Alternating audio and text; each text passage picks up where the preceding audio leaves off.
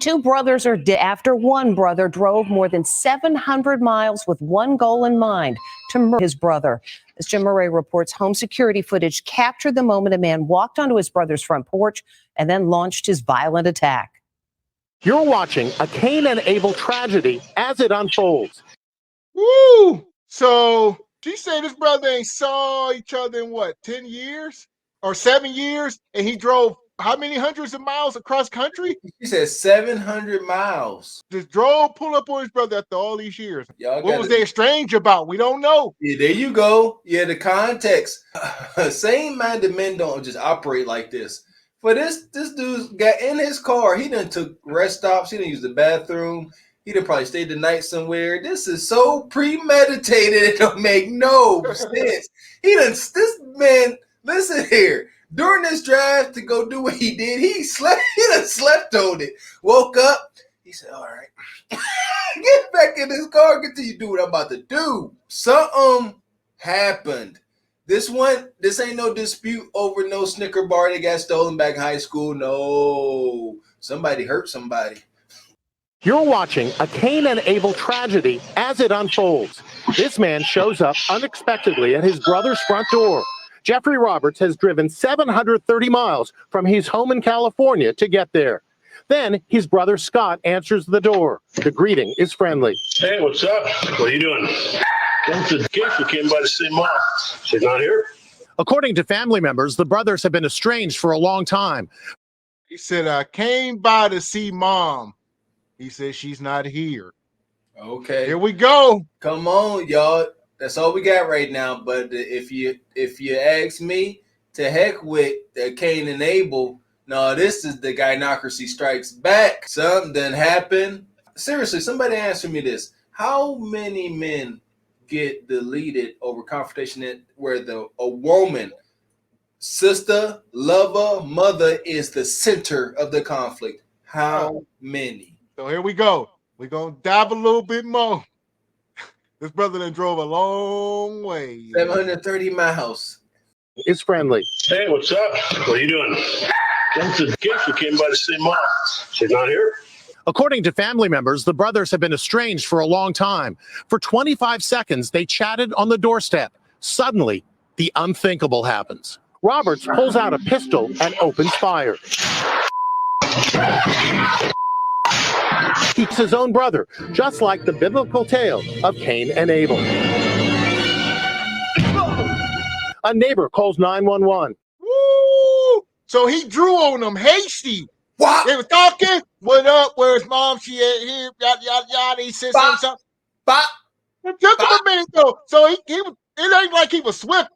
You see, the Rick Jukebox was lunging. We'd have been all rolling down that sidewalk. We'd have fell in the dog.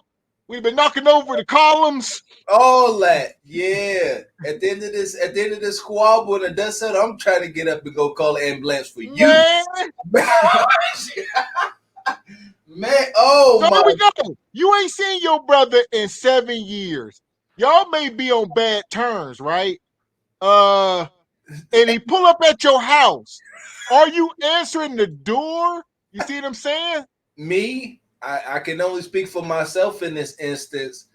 Yeah, I'm answering the door, but you know what I'm saying? Everybody armed, you know. Hey, everybody got something.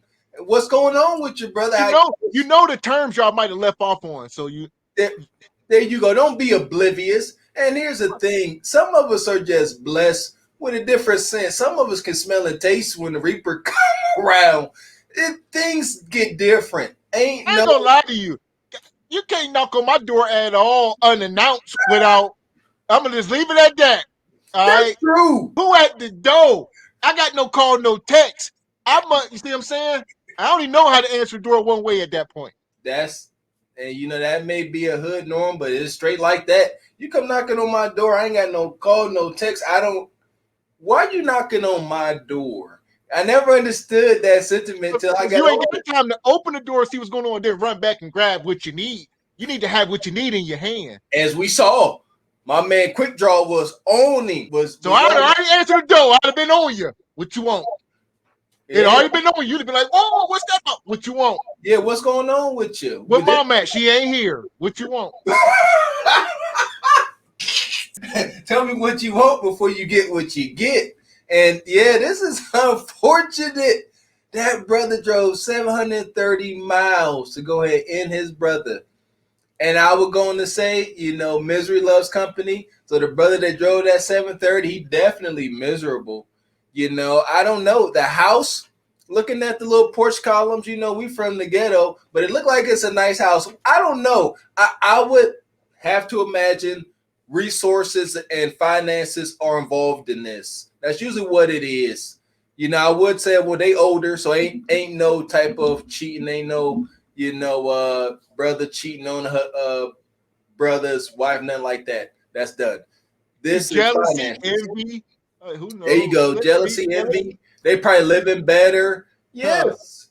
Yes. And he like, who knows? I've seen stuff like this. Maybe the brother living in that house, collected mom's retirement or something, and now mom living with him, and it's just jealousy going on. Don't know. This could be warranted. We do not condone violence in no way, shape, or form. At the very same time, let's not take the human element out of it. We don't know what the other brother did. Okay, we're going to try to say this man was halfway sane, even though he came in, laying down rounds like Yosemite Sam, but we're going to assume he was sane, even though he drove 730 miles. That's tough, man. I done been angry at times, big time. But you get to sleep on something, and this brother done drove. He was absolutely enraged. From his home in California to get there. Then his brother Scott answers the door. The greeting is friendly. Hey, what's up? What are you doing? Came to the case. We came by to see Mom. She's not here. According to family members, the brothers have been estranged for a long time. For 25 seconds, they chatted on the doorstep. Suddenly, the unthinkable happens. Roberts pulls out a pistol and opens fire. Kills his own brother, just like the biblical tale of Cain and Abel. A neighbor calls 911. It sounded like gunshots. How many did you hear? Several. Roberts leaves the house, ejecting a magazine from his pistol. Cops say he has plenty more. And he comes back with this, a shotgun. The gunman's path of destruction wasn't over yet. Cops say he shot his sister-in-law, then set off road flares like these inside the house to burn down his brother's home. He had a whole plan. Yeah, you see, he had about 20 magazines with him. He went back out, got the rest of the artillery, got his sister-in-law. So he got your wife. All right, I got you and your wife. All right, we'll burn your house down. I don't know what's going on. Again, I used to always get on you, Gav, about I used to say you victim blame. Blaming the victims, and that's just not the case. We know it's 2023, ladies and gents. Ain't no victim blaming. A lot of times we conjure up demons we cannot control, whether it be our actions, our words, our lack of integrity, lack of morals. And if you ask me, this is what you get. You play these sick, twisted games, and over time, this is what you end up with.